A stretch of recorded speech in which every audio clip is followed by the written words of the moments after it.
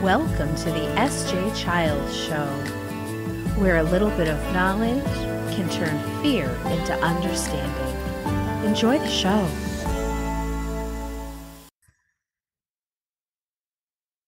Hi, and thanks for joining the SJ Child Show. I'm really excited today to talk to this guest. I met him through the Global Autism Project, and as he will tell you, I've been stalking his profile, and no, not really, but I'm just following along with, some of the things I find that his interests are my same interesting interests. So when you find like-minded people, you're supposed to stick with them, right?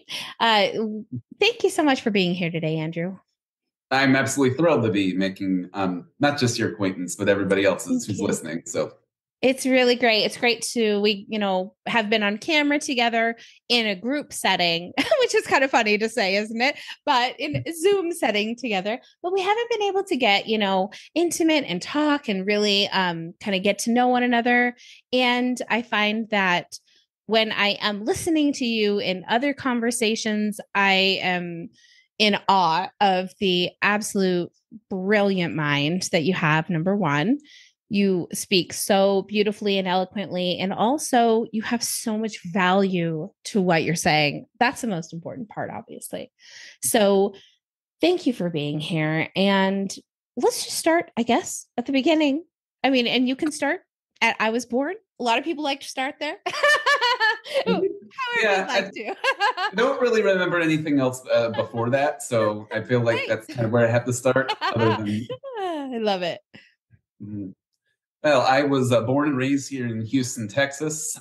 Almost 33 years old. Been living here my entire life, so I'm fairly rare compared to most people that live here in terms of me having lived here my entire life. So it's definitely a city that people like to move to for the job opportunities. But I just got dumped here, and I kind of liked it, and I stayed here ever since. So I would have not had any siblings, so I've been the only child of my two parents. They're from Florida and Michigan, which go figure how they ended up in Texas raising their kid. If you've ever been to either of those states and you put them together, this is kind of what you get. So that's fantastic. My mom is a professional musician, which is where I get my aesthetic side, and my dad is an engineer at NASA, and he works in the failure analysis department. So he's responsible for telling you when stuff is broken, which hopefully we will not need him to do that today.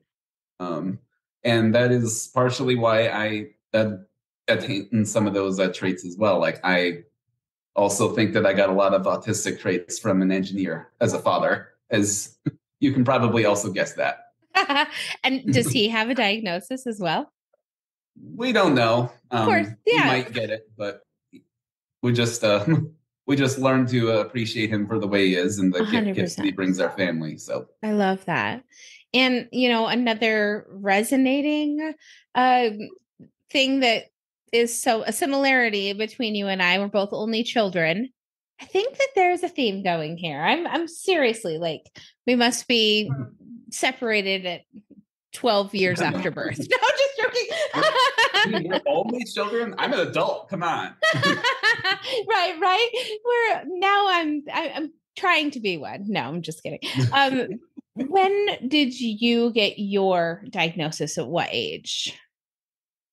There was a profound difference in the time frame from when I was diagnosed versus when I actually got told. I received it at 3.5 when the DSM-4 had just come out and Asperger's syndrome was brand new. So that is what I identified with for the majority of my years since 13 or so years old in 2003 when I was finally notified of my diagnosis. But once I got into my mid-20s or so, I just became much more comfortable with using just the word autistic because I think that was more understood or broader, even though the typical profile of somebody that would have landed on the Asperger's domain, I sometimes use the word Aspie, and that's even the names we use for ourselves sometimes, is on average different. But I say on average because it's not always the case. There's some definite crossover. Isn't that the truth? And I, being the late diagnosed at 45, have a whole different perspective to look at that and say, oh my gosh, what was I doing at 3? What was I doing at 7 and 9 and 11 and 15 and all of these times that definitely were overlooked or, called she's just dramatic. She's over emotional. She's this, she's that, right? But now we can put our fingers on it a little bit more and have a better understanding of what that really meant and not what their ideas were, kind of everybody's opinions, right? So interesting. But now moving forward, how do you feel about the DSM, the diagnose process, and how can we do better from your perspective? As far as what you mean by what is the DSM currently defining as autistic nowadays? Yeah, how it's so broad. To me, it seems is if it doesn't really give understanding for each situation, which of course you can't. You can say bread, and that could mean thousands of times or whatever, hundreds of times of bread and grains and everything. So I think it's kind of the same, right? I think there needs to be a little bit better categorization with dignity, of course. That last word you said would have been one of the things that I would have mentioned. I think that we are doing a great job with delineating the technical details of what is autism specifically, how does it manifest, and we're even starting to get a little bit more detailed. Like we didn't used to have information about specialized repetitive interests in the same way that we do now. And it's certainly been a part of the autistic framed mind for as long as we've been diagnosing it. But it's not been until recently that we've looked at that as potentially a good thing. And that's one aspect of the part of dignity we've been lacking for a long time, but hopefully now that's changing. Mm-hmm. So the last time that I had a psych eval, the only real positive sentence about the autism diagnosis that they, of course, reaffirmed was that we need to work with somebody that is help him discover how his unique brain functions in the environment. Well, okay, that's neutral, which is better than saying, oh, well, you're probably going to end up in an institution or you're not going to be able to work or live in the community, which is where we were in 93. Unfortunately, I was diagnosed. But it's a process. I mean, it's a shame that we're 30 years later and that's all that we've gotten, at least. Yeah. But it's probably just the case that could have been from that particular source. Mm-hmm. And I might have gone to somebody else and they would have been even more optimistic than that. But it's still progress, don't get me wrong. It's just, could be better. And if it specifically focuses on what is it that you can do with the cards you've been dealt, and you might have the ace of spades, but you just got to know where to play it. Mm-hmm. I like that analogy. That's fantastic. So tell us a little bit about school, growing up. What was that like for you? Growing up in elementary school was pretty good, honestly. That was the first mainstream school that I've been a part of, and I was in the general education classroom by the time I got to about 5th grade. I was in a self-contained classroom at the age of 7 when I first transferred into elementary school. And the programming there was mostly based on a criterion reference chart where specific goals that you had, such as didn't talk out of turn or completed all assignments, followed all directions that were given, was rated on a scale or during particular intervals of the day. That's I can remember that. I remember bringing home that chart, asking Dad, how did you do today on a scale of 0 to 100 and seeing if I could beat him. I remember one time he said 99. I'm like 100. Booyah. That's fantastic. So there was a mixture between this skill-based competency with target skills and methods that at that time weren't were used commonly but wouldn't be allowed today or even possibly illegal. So there was a confinement timeout room that you had to go to if you continue to break the rules. You go to the cool down desk first, and that was your warning. You would spend 2 minutes there and then come back out if you were ready. Sometimes you'd go there intentionally because you knew you needed it. But if you didn't cool down, you continued to break the rules, you go into a closed room with just one door, which I didn't even realize at that time, and not even until I was about 31 or 32 or so, somebody came from a school district to talk to us at one of the 4-year placements I had and said, this isn't even allowed anymore. I'm like, oh my gosh, that was done to me. So it took me about a week to get over that.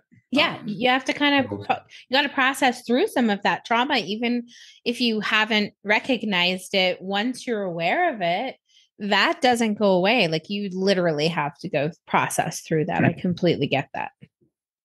Yeah. Wow. That's really the only major thing about elementary school that was, that I can think back was problematic. Because in general, the teachers were very well-intentioned and they had a goal and they saw progress over those 3 years. Middle school was much different. And I've spoken to a lot of parents and even a lot of peers where they say, elementary school was great. And then middle school turned around and kicked me in the butt. I didn't really have the same history and the cred even that I had in elementary school, because I was a spelling bee champion for 2 years running. And nobody had ever won from 4th grade. Nobody had ever won twice. And then I go into 6th grade and some people meet me that don't know anything about me and they assume the worst, or they assume that he's weird, or, well, words that I wouldn't say in this podcast today. But so those 2 years until about 8th grade, when my parents and some of the teachers finally found out what was really going on, the way I was being treated, were quite difficult, but not something that I really even was aware of how to deal with. This part of me was like, no, the body will tell you no when it doesn't want to be treated a certain way. But if there's nobody to hear it, it's not like it's going to make too much of a difference. So interesting. Yeah. But then around at the end of middle school is when I finally learned that I was autistic. And it made sense of a lot of things, but it didn't really undo what had already been done. And that had to be dealt with a lot later in life. High school was significantly worse. And so eventually I was pulled out of high school and put through homebound because it was a much safer environment.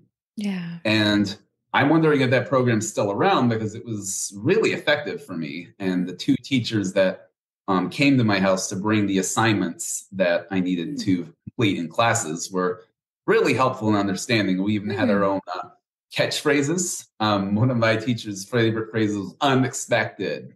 As if I did something that was either out of line or out of character or wasn't necessary, where I went over the top, she would say that. And then cute. There were particular activities that we always liked to do when they came over after the work was done that we just had fun with. So I'd go to the local Asian market and bring home a different, like, exotic tropical fruit every time if I could. I love that. And we play web version of Deal or No Deal, which was like a show I was obsessed with at that time. Yeah. So, but once you finally get people that go along with your interests and can take the time to get to know you and make that a part of your relationship, you really do grow. And I'm very thankful for that, because it was a gesture of good faith in me that I really needed at that time. Yeah, sounds like it. Did your parents travel a lot, or what was that like for your childhood? What was your like family life? My parents were workers. They were always gone, and I was either a latchkey kid, or a lot of people don't know this, but I lived with my parents are divorced. I lived with my dad in high school, and he was in the military. So he would go away for months at a time, and I would live with house sitters.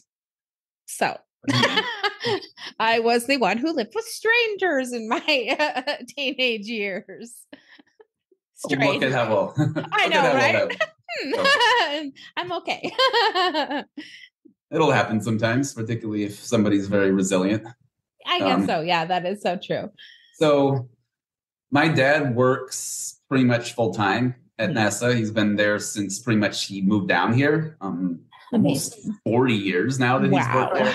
So, like mom is a freelance musician and she's had some bigger gigs over the years, but most of the time she's played with symphonies as a classical double bassist. Ooh, She is an instrument that has dated back to the Civil War, so she's been amazing. using it for a long time.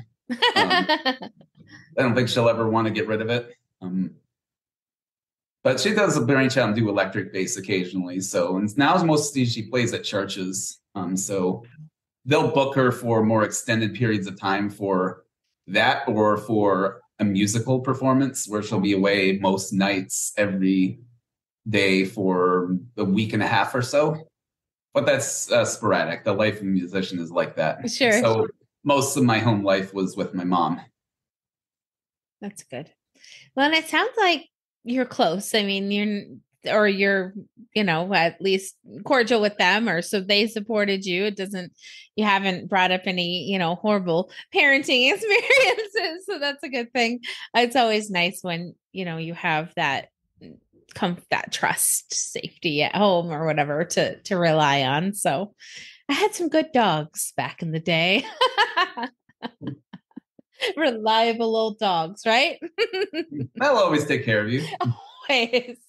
Oh, that's So we don't funny. take care of them. They take care of you. Yeah, isn't that the truth? Well, and that's so funny you said that too, because I was just watching a show and it was about and a gentleman with Down syndrome and another guy and some strange Netflix show. I don't even know. But in the sense that it's so beautiful that sometimes we think we come across someone in our life or something and we're like, oh, we're helping them and we're saving them, and in real truth they're saving us and helping us, and helping. When we look back at the situation, it's amazing. And I would say that for my son really helped me to understand, because that was my first experience with autism in my life, and it was definitely like extraordinary. Like I could never wrap my mind around how he could think or how he could absorb so much information. And he was speaking like 5 languages at the age of 5 or 6. And it was just a constant intake of all of this information and periodic tables and maps and alphabets and math, Like Yeah, I think so. I think it's a lot like you. Tell me again how you think we're secretly related. Yeah, right? Without telling me you're secretly related. I love it. I love it. No, and I love your sense of humor. You have such a great sense of humor too. So we got past high school. Now, what does it look like for you in that transition period? What did that look like for you? In terms of going to college? Yeah, from moving from high school to college, and how I hear mostly that it's 1,000 times better when people get into college, but that's not always everyone's experience, obviously. So, how was that for you?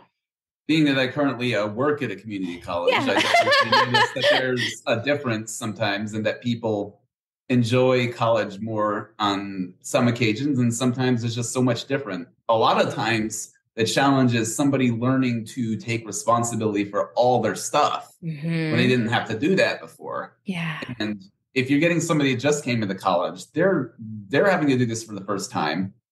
And you don't often know what the heck they're doing. So yeah. In my case, though, I was always an independent worker because, like, what else did I do with my time? But other than all of the things that I would do for fun, yeah, I could spend pretty much as much time as I wanted doing my work, and I would make sure I get it done. And I was very studious in that regard. So I didn't find it too difficult to transition to doing things on my own. I just needed to learn how to use planners and write schedules and do that a little bit more than I used to. Yeah. And also, even though there's not going to be as much slack cut to a college student and they expect you to be an adult, and there were a few times when I did have to learn that the hard way. It wasn't going to be me just assuming I could get away with stuff, but generally, though, being around adults and being in a classroom setting with other people, and I also just lucked out with the professors that I got because they were pretty much all good,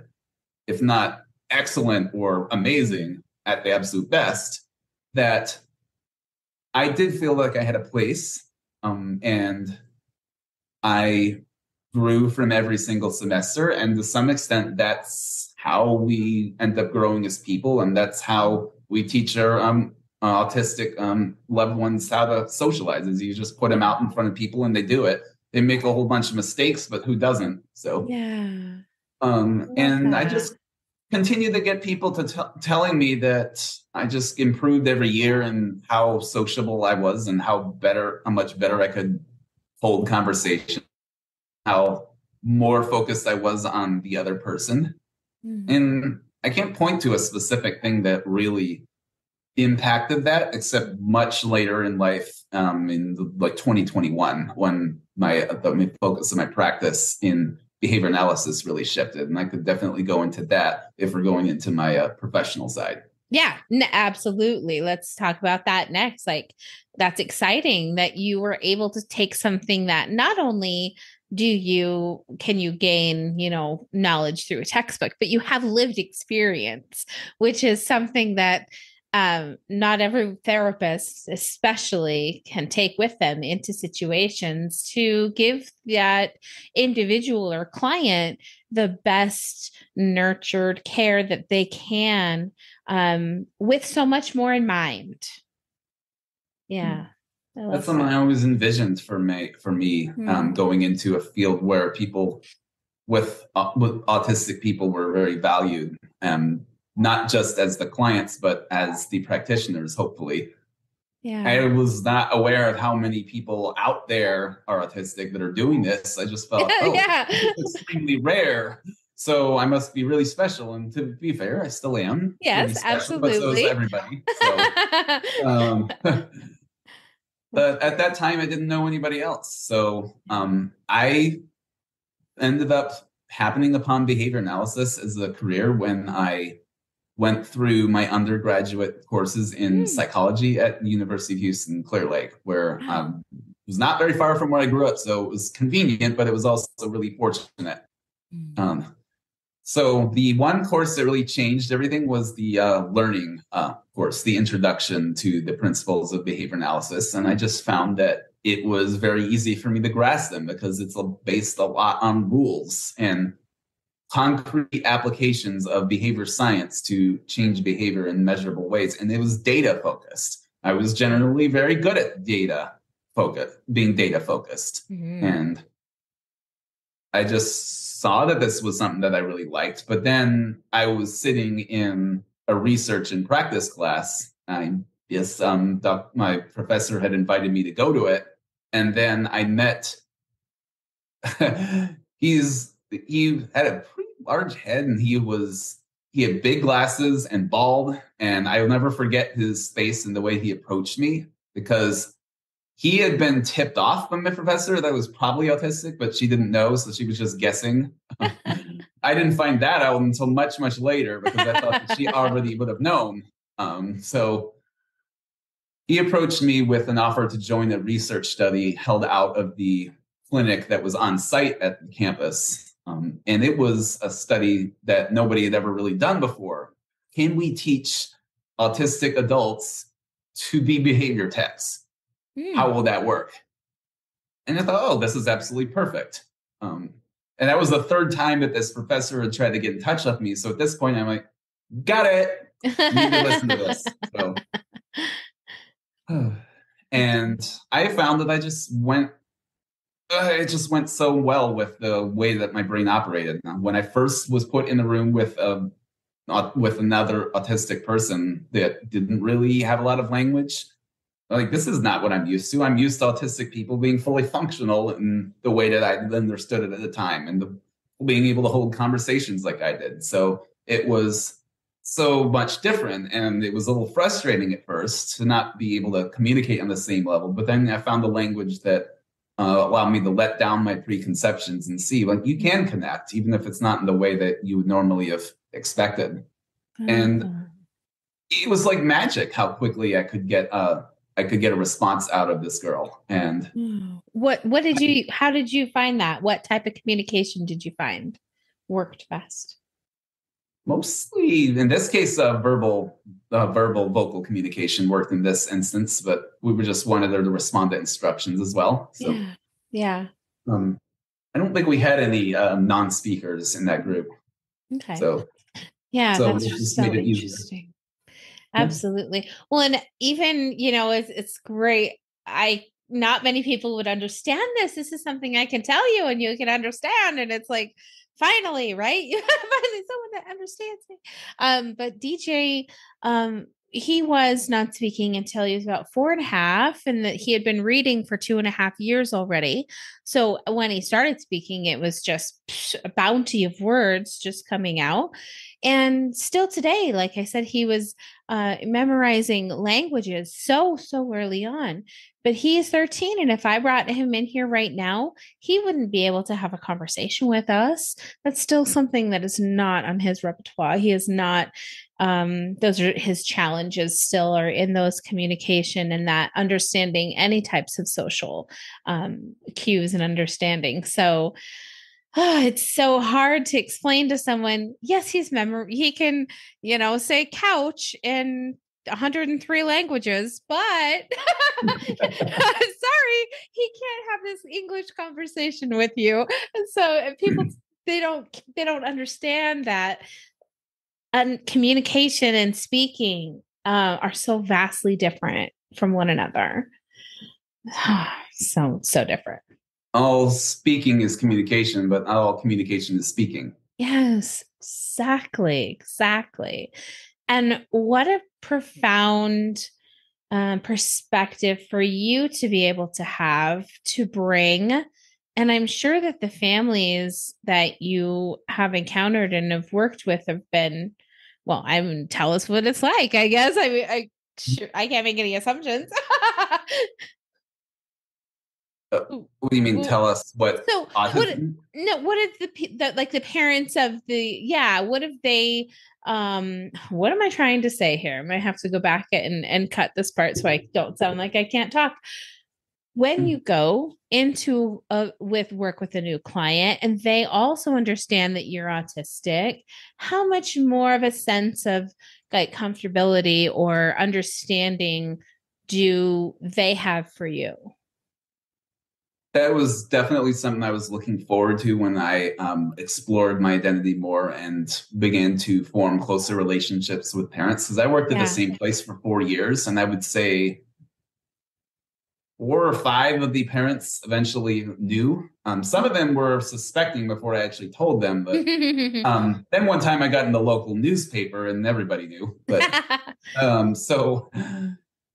But I would disclose based on whether I felt it would advance our relationship. And I felt like it would be something that if they already knew me well enough, and I thought, okay, so seeing this will inspire them. There are some parents where it's like, this isn't really going to do a whole lot because they're not really that into the autism parent life, or they don't necessarily think like me on the same level. Mm-hmm.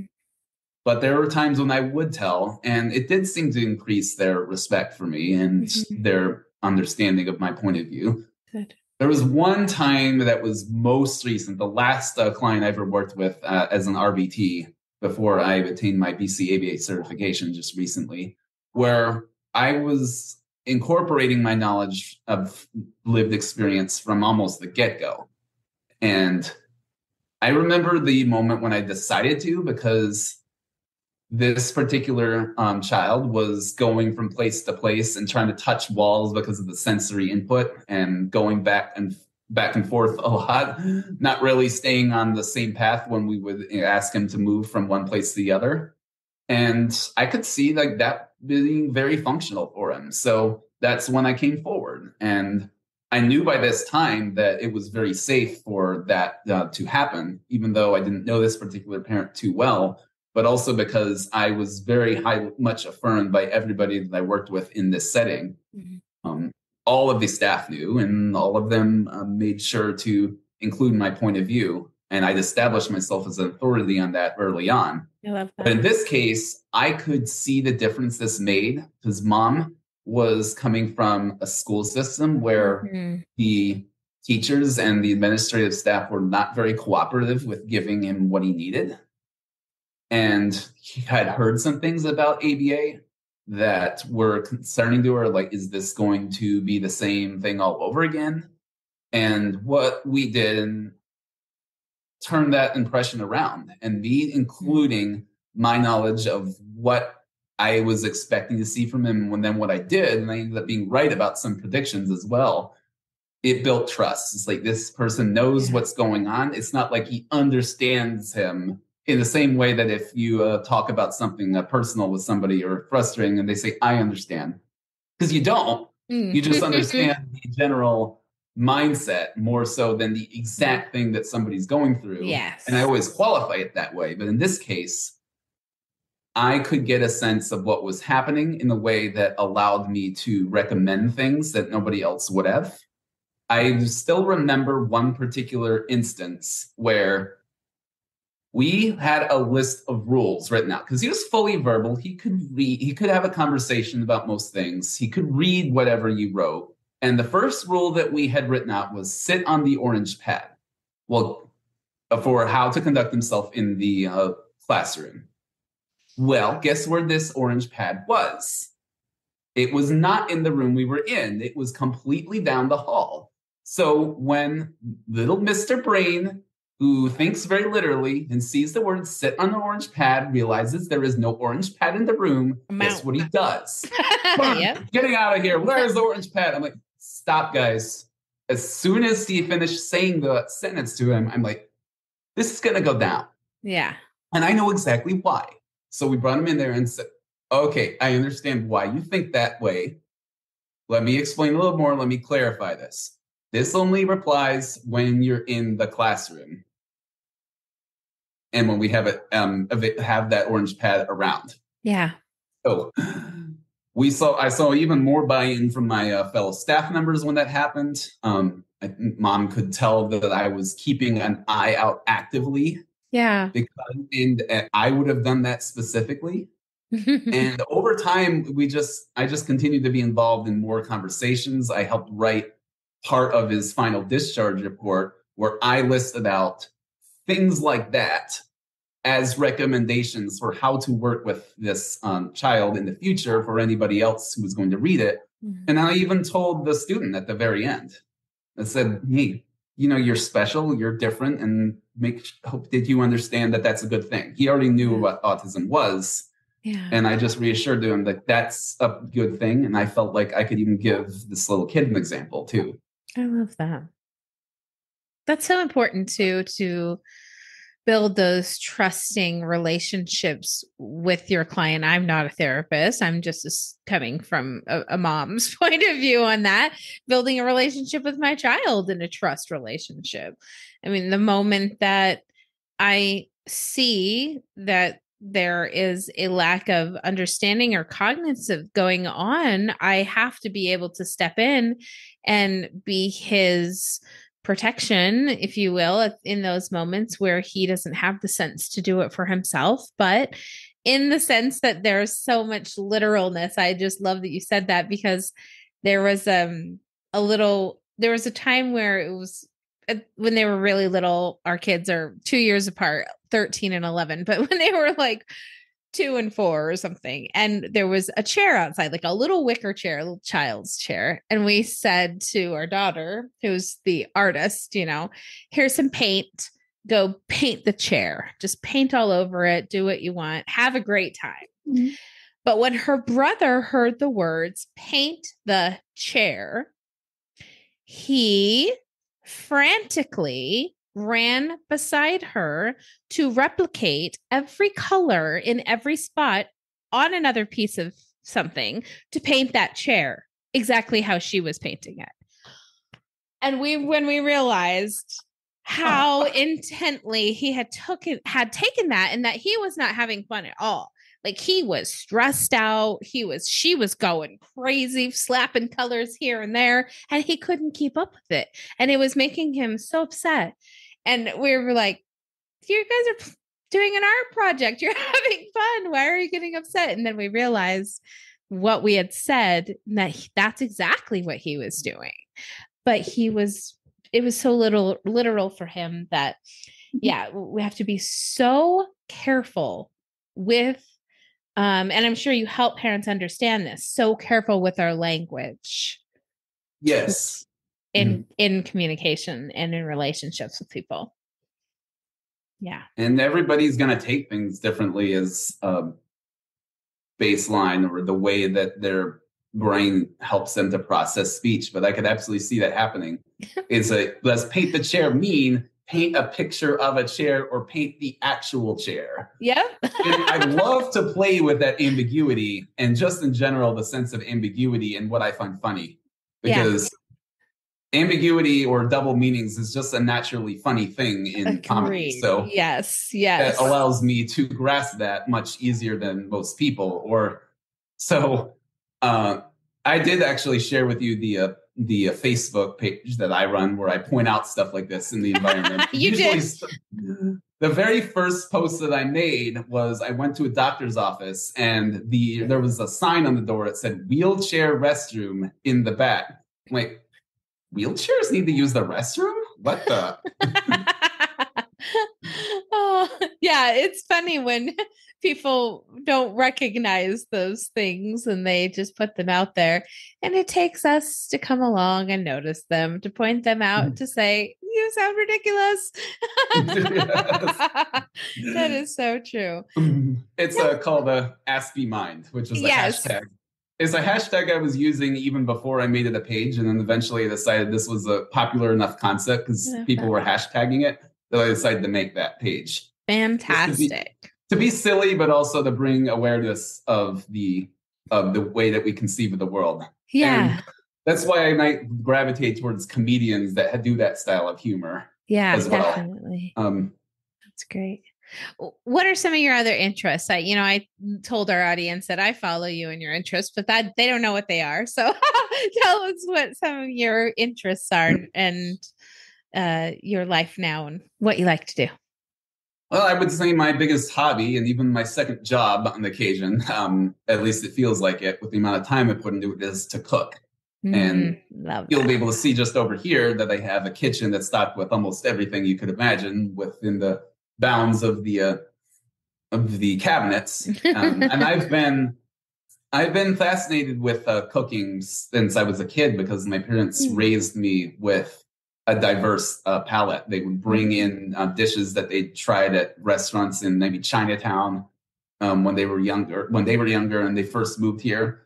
So I got familiar with Asian and Vietnamese, some Chinese dishes, particularly those, some Greek, Middle Eastern foods as well. So I grew to be naturally curious. And the church that I've been to since I grew up had a multicultural festival. And every January at the very last week of the month, I think, and people would come with native garb and artifacts from their home countries of origin, and that would number to over 20 of them. So you had Nigeria and Ghana and Indonesia and the Philippines, and let's see, you'd even have like France or some of the more well-known countries where you might have something like a crepe. But at the Ghanaian and Nigerian booths, they had these rice and beans and stewed meats and plantains and things that I've never really forgotten. And the way that the people served it with a whole lot of love and excitement, and they just genuinely cared for you. I never forgot that. And so I just look forward to going to these booths every single year. It was like, I would wait 6 months to go to it. That's so cool. I was like 2 weeks away from this festival.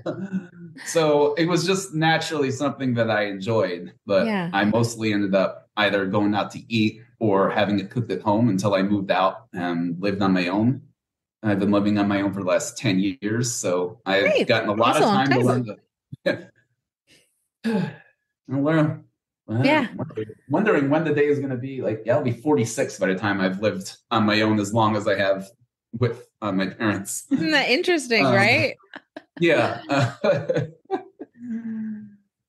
So over that time, I've just grown in my ability to make a lot of different different types of dishes and use a lot of different ingredients. And Cool. I just actively seek out new adventures and try to cook new countries every so often. I think I'm over 120 of them right now. Wow. So, that's amazing. Not so hard when you're in Houston, when you can get almost anything you want. But yeah, that's really cool. Maybe not in Utah. I don't know. Probably a little bit more international than Salt Lake City. Yeah. I mean, I would say it's pretty good. It's pretty diverse, but my family personally, not so much. We need some work in that area. Well, this is great. This has led us into the next part of where I really wanted to, kind of explore. And that is with your experience with the Global Autism Project and your travels and things. And I know we're well into this conversation, but that's okay. We have all the time in the world. So tell us a little bit about those experiences and what that changed or how you grew from that.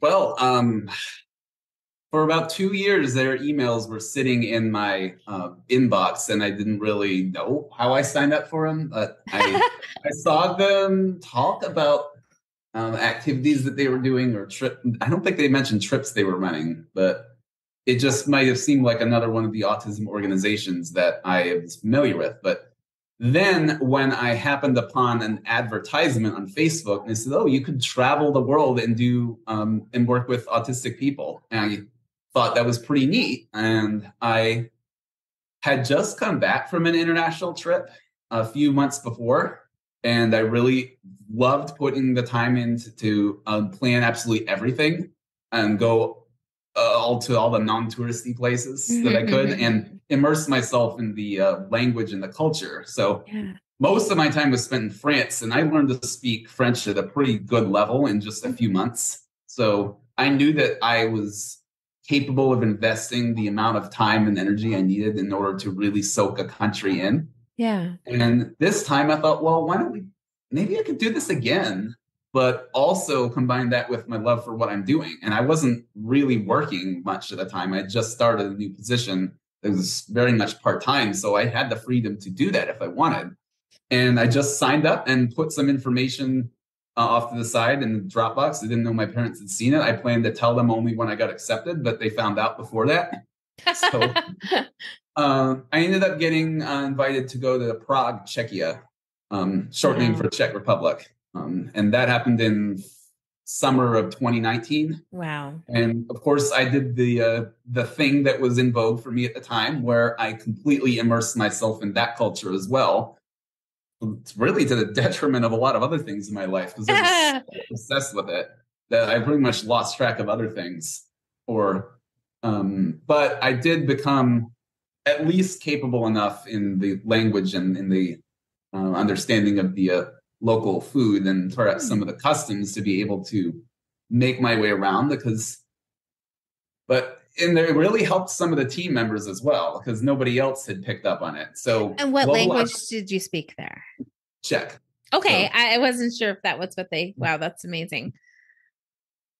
So, Global Autism Project, for those that haven't heard of it, they're a worldwide based organization, but they come from New York City originally, and they started when their CEO Molly moved to Ghana with a family that she was working with at the time, because they were moving back home, and they asked her to come with her, and her early 20-year-old self decided to do it, and learned that there was a great need for international autism services everywhere. And that was 20 years ago, and look where we are now. Amazing. There's over 10 countries that they work in.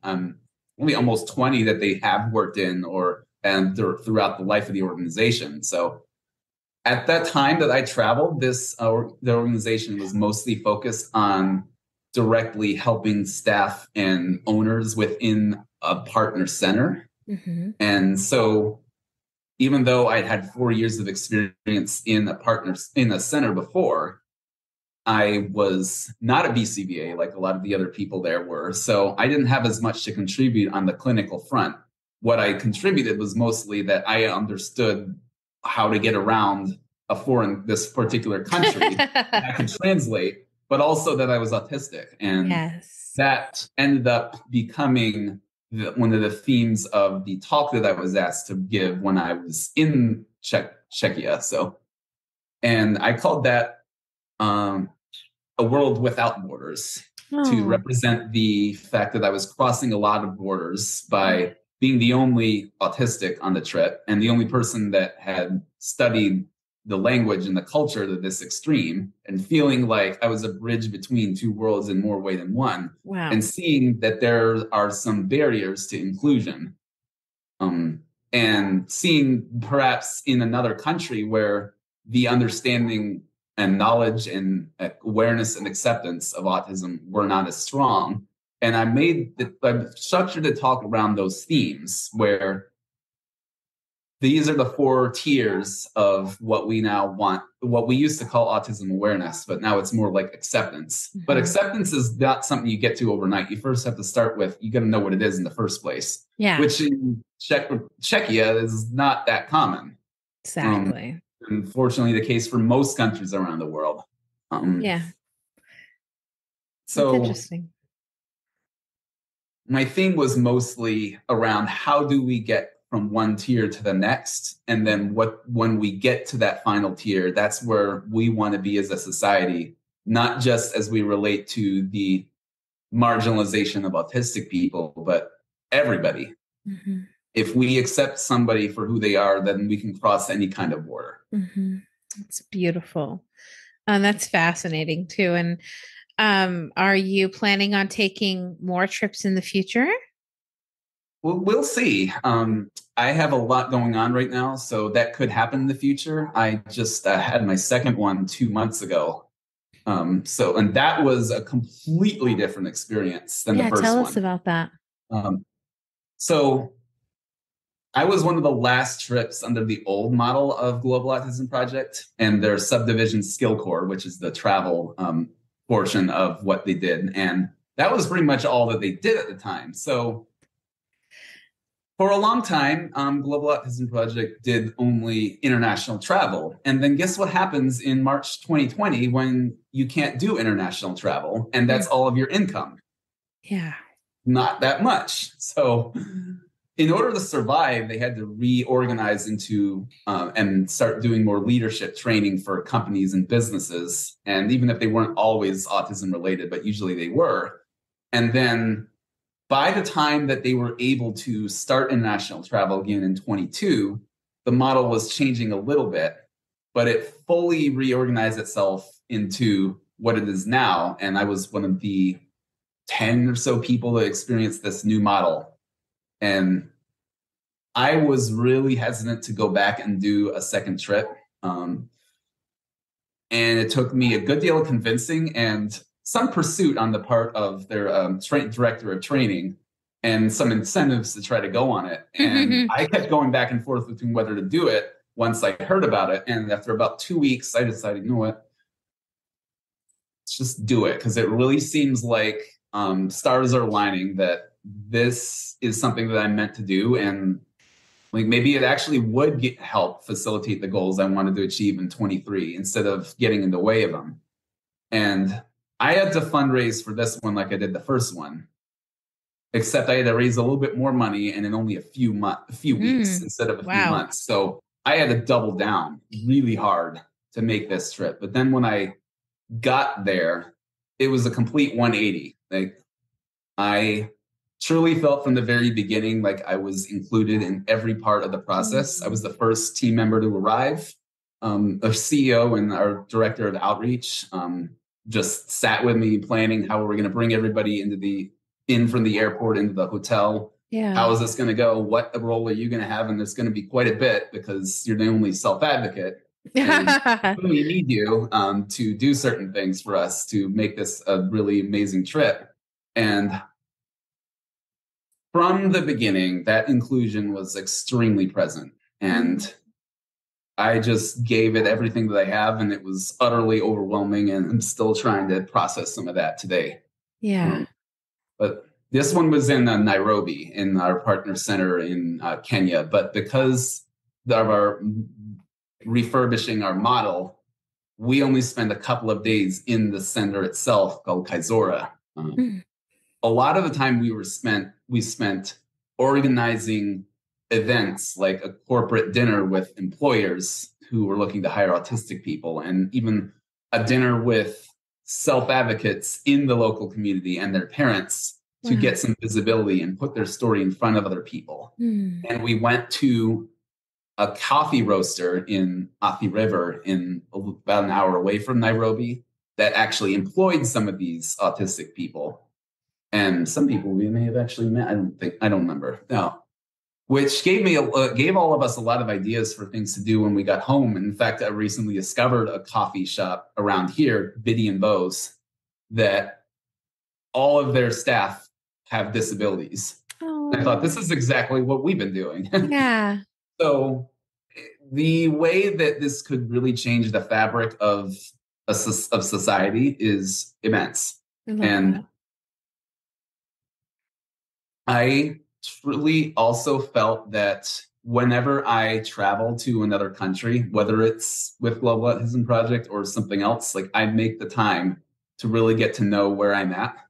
And I really wanted to experience Africa in a way that was open-minded, and like wanted to get to know the people and what the culture was actually like, because we have a lot of misunderstandings about what Africa is like. Yeah, definitely. I'm really proud of you for that, though. I mean, not like I'm your mom or anything, but I'm so proud of you. From peer to peer. I'm proud of you for putting yourself, in that mind frame. I think that your intentions and your message that aura that you have is just so lovely. It's so inspiring, and I hope that other people truly see how much value you have, because you really are just making huge changes for society, for the future, and for thousands, if not millions, of people who may be affected or enhanced, if you will, by the idea that once we start giving people the chance to be seen and heard and affirmed and uplifted, we can start building a real, true, global society that really is inclusive and interactive and engaged with one another. It's something that I've always had wanted in my life. And in fact, sometimes when I feel deeply affirmed or included in something, it's extremely emotional, and I'm the crybaby. I could break down and cry, or I could completely freeze up with how emotional I am and not be able to express it for a long time, because we all experience marginalization at least once in our lives, and for something that is potentially really near and dear to us. And when we go out into the world and live authentically, we're going to still experience that. And it doesn't matter who we are.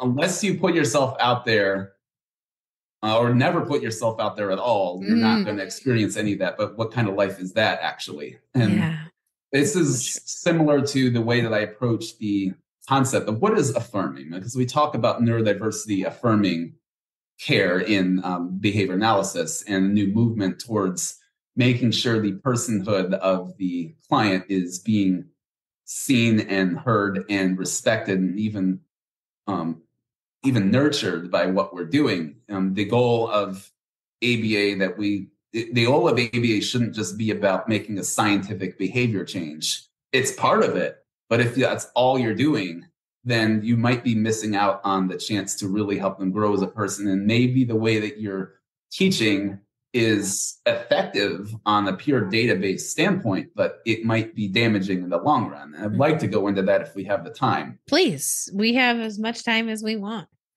If I have to break this into 2 parts, I will. Good. Okay. All right, well, good. I got another couple pages of stuff. Yes, okay. I love we it. should define what I mean by affirming in this context and what is neurodiversity affirming. It's still being defined officially, and it's gaining a lot of traction as a movement in behavior analysis. But it should have traction in all autism services, but it's particularly important here where we have a history of not being very affirming. So I personally have chosen to define neurodiversity affirming procedures as a set of procedures applied to the science of behavior and the way it's taught, and an overall mindset, and they have to go together, that proceed from the a priori based assumptions that the identity of the autistic, we might just say neurodivergent in this case, that identity that they have is a real measurable thing, and that they have dignity and value because of their humanity, but also because of the neurodiversity. Everything else is based on that, and you can't have neurodiversity affirming care if you don't have either of those, which means there's some implications to that. So we first have to know that the identity is real in the first place to be able to affirm it. And if it's not real, then what we're doing isn't really going to be helpful at the absolute best. We can verify a human being is the member of Homo sapiens, not anything else. And if we treat them like any other species, then it's not going to work with the way that they're designed, and it might also hurt or demean or debase them. You say, oh, we treat somebody like a dog. Well, that's not a good thing. Yeah. So we don't want to do that. And it's very important that we know who it is that we're working with and understand what the implication of that is. Otherwise, we're going to get it wrong. Now, where this becomes more challenging is when somebody does what we call masking. And it'd be good to introduce that subject. Masking being anything that we do to either hide or to conceal or to pretend is not real, the true self that we are. And sometimes that might be a good idea. And isolated instances of masking, maybe I don't always tell everybody when I first meet them, I'm autistic. Or maybe if I'm having a social challenge, I might tell somebody, I don't understand this social rule versus I'm autistic and I don't understand this rule. It might be a good idea in some instances. As a way of life, it doesn't work because we're just naturally different than other people. And if we pretend that we're neurotypical, or even convince ourselves that, or even try to convince other people that we are, we're not really doing us a good service. Absolutely. And masking is what creates a false identity for other people. And if we affirm that, it sounds affirming on the surface because we're agreeing with the way they're defining or presenting themselves, but we're actually disaffirming who they actually are and potentially doing them harm. Now, how do we determine the autism?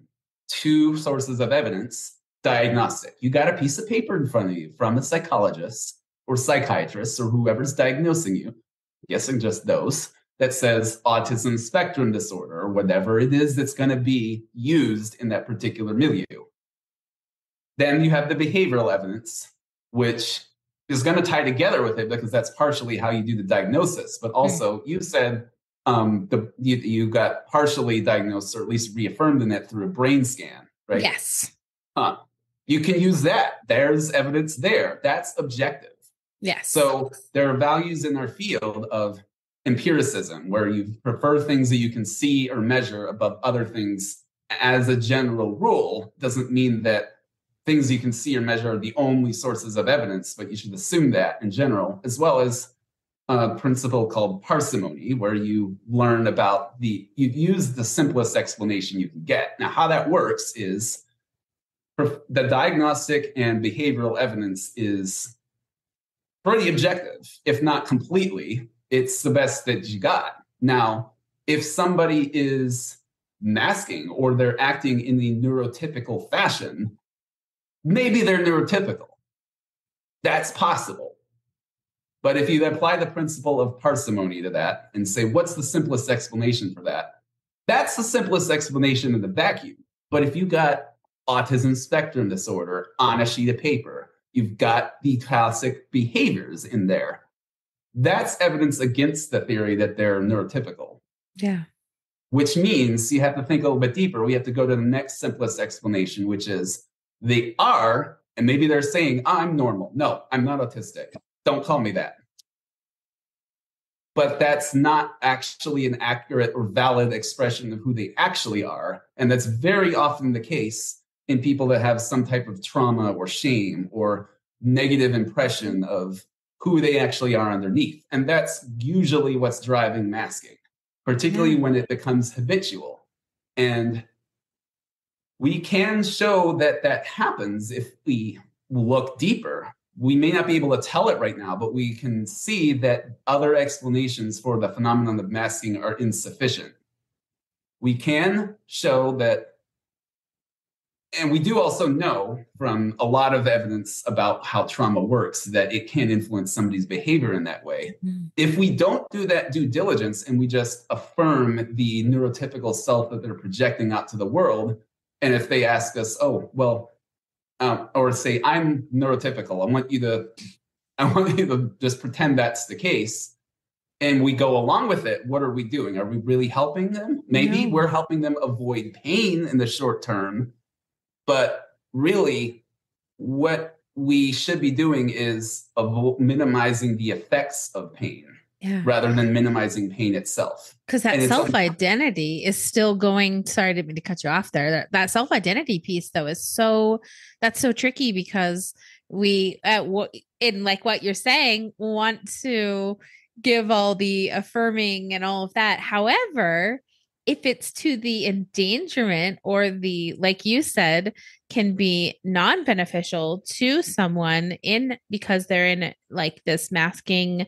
projection, then I think it's totally best to, and it's that, oh my gosh, my brain just like light bulb moment. And don't you love it when that happens? And in the moments that, I'm so sorry I bring this back, but that my child was being, characters in, like, for maybe some time he was Sonic the Hedgehog, and everyone had to call him Sonic, and everyone around him had to be the character. He wouldn't reply or respond or interact with you. Like I was Tails, the fox, and I had to be, or I couldn't interact with him. I couldn't interact with Sonic unless I was Tails. And so in those moments, and I remember having a conversation when he was a little bit older about him being Garfield, and me saying, Garfield is not a person, it's this idea and this adventure that you're having, but it's not this real identity. He never, ever dressed up or was a character again after that. And it kind of hurts in a way that, like, did I take this away from him? Did I harm him in not being able to be expressive in those things? But in the same way, like you're saying, he can't go into get a job and tell the boss, hey, my name is Sonic and you're Knuckles and we're buddies and let's go. Right. And you have to call me Sonic. Yeah, so. Exactly. So that's just not going to work. I mean, said that, in the context of that play game, that's fine. And it's sad that it turned out that way, because I think maybe at that time it's hard to delineate a difference between this is a fantasy that I'm living in right now, and I understand that. And sure, that's fun. But if you try to make that into the reality of who you are and project it that way to the world and make other people believe it too, that's not going to fly. That's going to hurt you. Yeah. So I'm so glad you said that. No, I mean, it makes me feel better that we did the right thing by maybe letting him stay in that space for the time that he needed to be, but then also helping him understand that that wasn't a place that he was going to be able to take into every situation further in the future with him. So of course. Very interesting. Yeah. It can be good to revisit that. I mean, people cosplay all the time and do impressions and act in movies, and like that's a fantasy and create role playing are part of our everyday lives, and they're fun. Yeah. So, but once you leave that space of fantasy, then you leave it at the door. So now, there's one more thing before I follow up on that point. There's one more part of that. Yes, there is going to be room for subjectivity in your definition of identity, because you have person first and identity first language. Those are two different ways of representing who you are or how you relate to the world, because that's part of identity, is like how you function in relation to the world. Even if you don't identify as autistic, even though neurologically inside you are, I mean, you might live that way as well. It's up to you, really, whether you do person or identity first. They describe subjective aspects of one thing that is objectively true, that you're autistic. And I just said one of the two there, but I have to choose one. So it's the way you perceive a specific truth, put it that way, because there may be different ways to interpret it as long as you accept that the base truth is truth. You have the freedom to define something that's subjective however you want, either as something that doesn't define who you are and it's person first, it's not all of you, or it can be integral enough of a part of you that it's identity first. And in my case, I prefer the latter. That seems to be the majority opinion nowadays. You can even use the capital A for autistic, and I just learned to do that recently, so I often do that now. Like, it's the same reason that sometimes deaf people will use a capital D and deafness as an identity, even though it's not generally been conceived of that way. I respect people's right to be called whichever of those they want, because they're both true.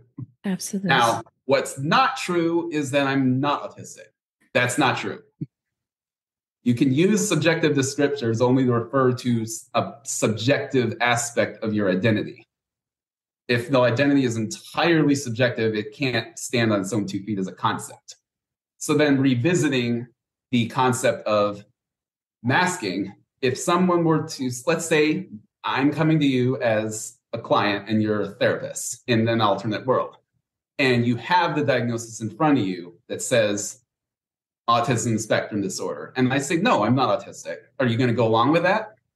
Description of who I am, or are you going to be a competent therapist and say, what can you tell me more about that? Or why would you say that? Or in behavioral terms, what's the function of that? We don't ignore it. We don't dismiss it as silly talk. We listen to it. It's very important. Oftentimes there's a serious reason. So let me ask you now, what kind of questions would you ask me if I presented that way to you? Like, I don't want to be autistic, or I want to be normal, or I'm normal, or I'm not autistic. But give me a few. We'll see how close we get. No, you're asking me to ask you? Yeah. Okay. I'm like, wait, are you okay, let's see. I'm not even sure how. What do I even ask? Let's see. I don't know. Now I'm in listening mode. So now I'm not even in my brain's mode to think. No problem. Give me some examples. Let me give you some examples of things. Like, why would somebody not want to be autistic or not referred to that way? True. That'll be a prompt. Why would that be? Okay. Why would somebody not want to be autistic? Probably because of a lot of stigmas. Absolutely. Yeah. That could be one of them. They've heard stigmas. They've heard things about being autistic they don't like, maybe. Number two, maybe they've experienced things for being different or making social mistakes, bullying or rejection or ostracism. Yeah. Maybe they feel weaker or lesser than other people, and they trace that to the autism.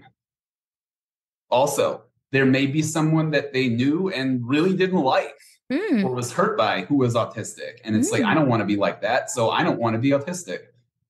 I've seen this happen with people I know, where they've been hurt by a parent of one or the other gender, and they grow to detest that gender in general, obviously by guilt by association. And maybe if they're the same gender as that parent, they hate themselves.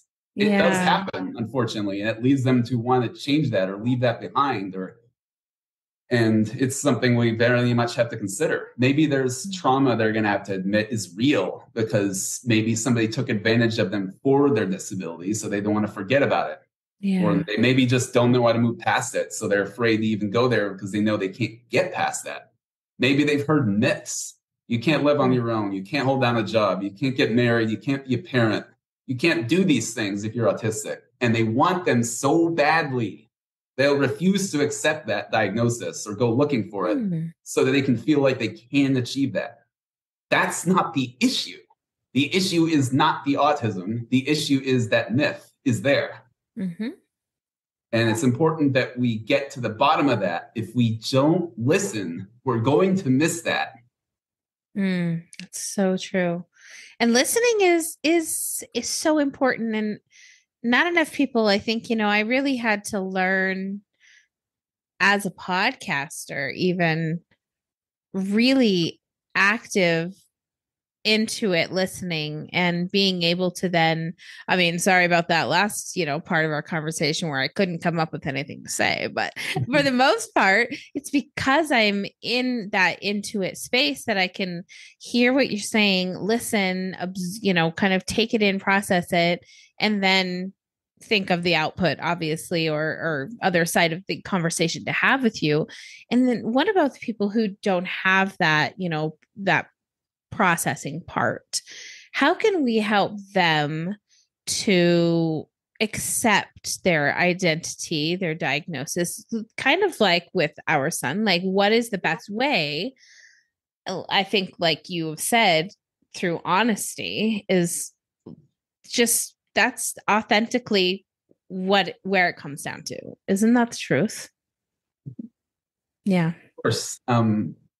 There's been several stages of this psychological analysis where we are first understanding what autism is, what it means, what identity means, why somebody might hide it.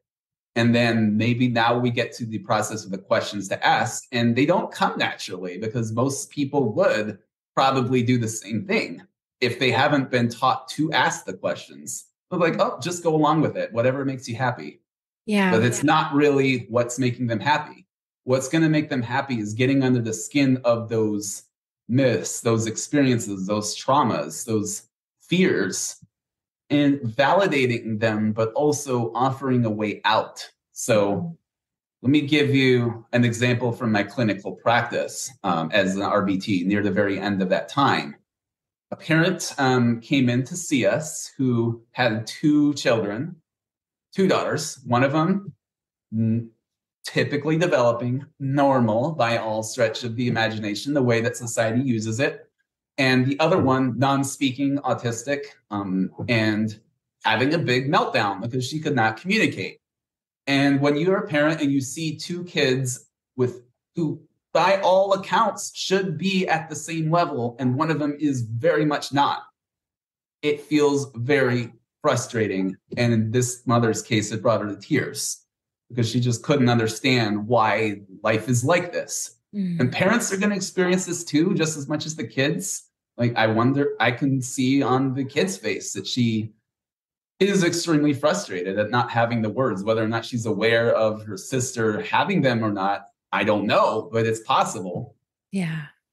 Where we had to meet her was to say, one, you have some fears about how is the world going to treat her. And those are going to be the same fears that the kids are going to have. How is the world going to treat me? Mm-hmm. Yes, she's different. She's going to have some challenges. They're going to be different. She's more vulnerable, perhaps, because of her current state and her available communicating. And it is true that she may go out into the world and experience ostracism in ways that typically developing speakers might not. And the other important thing about that is that everybody is different. Everybody's got what we might call a disability in the sense of something that they can't do. And we're all afraid of that. But we go out and live the best life that we possibly can. But we also have people in our lives that do affirm us for exactly who we are, work with us at the level that we're at. And the more of that we have in our lives, the less the people that oppose us mean to us. If you have 1,000 people that love you, then that one angry commenter on the internet, that one parent that looks at you with the dirty eyes and says, why can't you control your kid, might hurt a little bit at the absolute worst, but it's not going to phase you the way that it did before because you have a basic idea of who you are and what value you have, either as the parent or as the child. And that is all the best that we can do. Yeah. But it's through understanding our value and the value of life itself and the gift that it is that we're able to get through the fact that it's full of suffering. That is so true, isn't it? And it's really how we move through it and how we react to it and how we, as parents, I guess, be good examples, as therapists, be good teachers, as teachers, be good teachers, right? And as individuals, just do our best to, I think, in that one with Seisha, I think that she had mentioned be 1% better than the day before. 1%. You don't have to shoot for so much all the time, but if you can 1% yourself every day, then you're always making progress. And I think that that's so valuable and can be easily measured that way. Yeah, definitely. Oh my gosh. You absolutely can feel good about yourself when you're measuring your progress and you let your wins stack up, like she was saying. Yeah, definitely. This has been such a fantastic conversation. I'm so glad that we got to connect finally and really just have a conversation and not be by guidelines and rules and other people's, recording processes and all of that stuff. So it's just been such a pleasure to get to know you. Thank you so, so much for your time.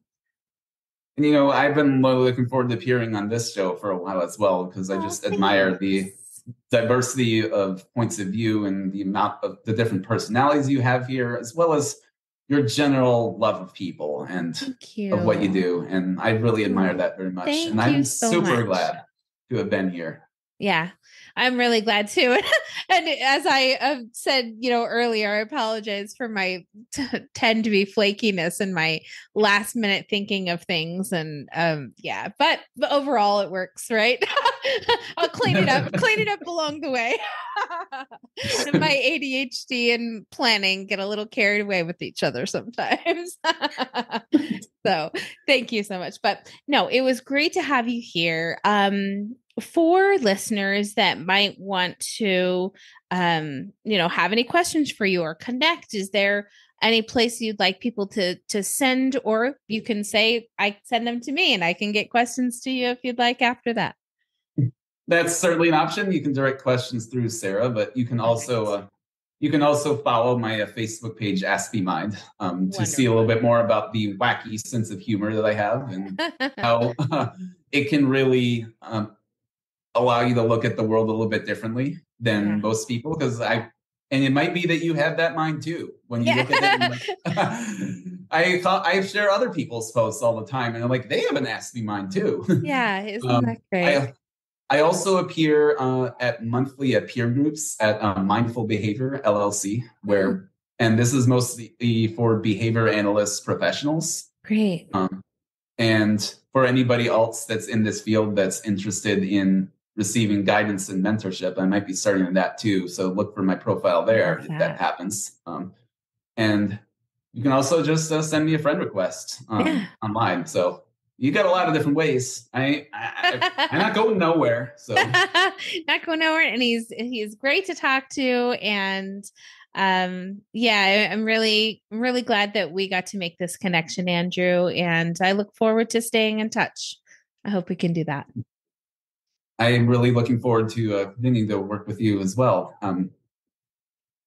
We get to do that global autism project, and that's been so nice to have the support of all of these amazing contributors along the way. And the world we're building is just going to be a better one. That's our mission, isn't it? And has a lot to do with the work that we've already been doing. For sure. So keep in touch, people. Follow us in all the right places. Go and check out Ask Me Minds, and also look up Andrew Bennett if you want to connect. Thanks so much for joining us today, and we'll talk to you guys soon.